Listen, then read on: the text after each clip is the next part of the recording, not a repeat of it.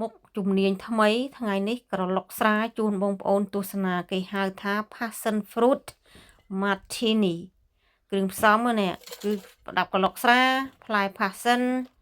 ក្រូចឆ្មាគឺយកទៅទឹកទេហើយនឹងកែវសម្រាប់ដាក់ស្រា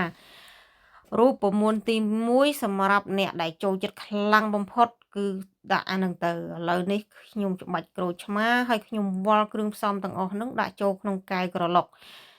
ខ្ញុំធ្វើ2ខ្នាតខ្ញុំធ្វើ2កែវអញ្ចឹងបងប្អូនមើលរូបមន្តហើយយើងលៃលកតាមនោះទៅ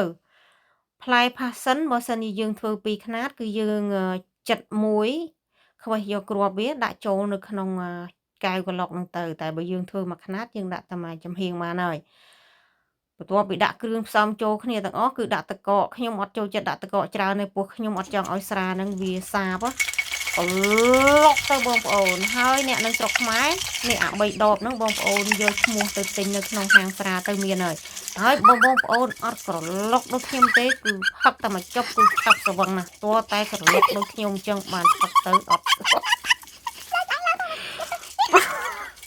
បន្ទាប់ពីក្រឡុកហើយ